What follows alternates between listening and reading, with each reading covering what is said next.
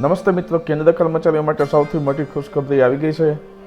આજના breaking news આ પ્રમાણે છે। 2026થી 8મું પગાર પંચ થશે લાગુ। ગુરુવારે કેન્દ્ર સરકારે 8મા પગાર પંચની રચનાને મંજૂરી આપી દીધી છે, જેની ભલામણો 1 જાન્યુઆરી 2026થી લાગુ થશે। કેન્દ્રીય મંત્રી અશ્વિની વૈષ્ણવે કેબિનેટ બેઠક પછી આ જાહેરાત કરી હતી। 7મું પગાર પંચ 2016માં લાગુ થયું હતું અને તેનો કાર્યકાળ 2025 સુધી રહેશે। કર્મચારીઓ માટે શું છે ખાસ? 8મું પગાર પંચ લઘુત્તમ પગાર અને પેન્શનમાં મોટો ફેરફાર લાવશે। મહત્વનો પગાર વધારો આ પ્રમાણે રહેશે કે હાલ લેવલ 1 કર્મચારીનો મૂળ પગાર ₹18,000 છે, તે વધીને ₹34,560 સુધી વધી શકે છે। કેબિનેટ સચિવ સ્તરના અધિકારીઓનો પગાર ₹2.5 લાખ પરથી વધીને ₹4.8 લાખ સુધી પહોંચે તેવી શક્યતા છે। પેન્શનમાં વધારાનો પ્રભાવ શું થશે? 8મા પગાર પંચ અંતર્ગત પેન્શનને લીધે નિવૃત્ત કર્મચારીઓની આર્થિક સ્થિતિ પણ મજબૂત બનશે।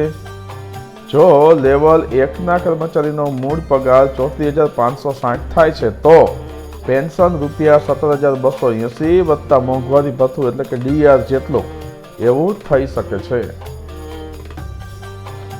કેબિનેટ સચિવ સ્તરના નિવૃત્ત અધિકારીઓના પેન્શનમાં પણ નોંધપાત્ર વધારો થશે। શા માટે 8મું પગાર પંચ મહત્વપૂર્ણ છે? કેન્દ્રીય સરકાર દર 10 વર્ષે પગાર પંચ લાવે છે, જેના દ્વારા કર્મચારીઓના જીવન ધોરણમાં સુધારો થાય છે। 7મું પગાર પંચ લગભગ 1 કરોડ કર્મચારીઓ અને પેન્શન ધારકોને લાભ આપવામાં સફળ થયું છે અને હવે 8મું પગાર પંચ વધુ મોટી રાહત લાવશે। આ પગલાંથી શું અસર પડશે? કેન્દ્ર સરકારના કરોડો કર્મચારીઓ માટે મોટો પગાર વધારો અને ભવિષ્ય માટે પેન્શન સુરક્ષા મળશે। સામાન્ય જીવનશૈલી સુધારવાની સાથે સાથે આર્થિક વિકાસમાં પણ સહાયરૂપ બનશે। મિત્રો, આવી જ અન્ય માહિતી મેળવવા માટે મારી YouTube ચેનલ માય સ્ટુડન્ટ્સ એજ્યુકેશનને તમે સબસ્ક્રાઇબ કરજો અને તમારા અન્ય મિત્રોને પણ શેર કરજો। ધન્યવાદ। मैं साथियों इसके बाद में आता हूं, जो कैबिनेट में नहीं था फैसला, लेकिन आपकी जानकारी के लिए रखना चाहता हूं।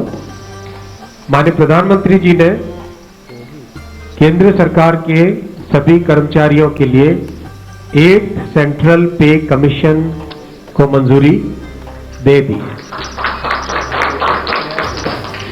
8 सेंट्रल पे कमीशन आप सब जानते हैं 1947 से अब तक 7 पे कमीशन हुए हैं और प्रधानमंत्री जी ने एक रेगुलर रिदम के साथ पे कमीशन बनाने का जो एक संकल्प लिया है, उसके हिसाब से 2016 में लास्ट पे कमीशन 7th पे कमीशन स्टार्ट हुआ था, तो 2026 में इसका टर्म कंप्लीट होता है।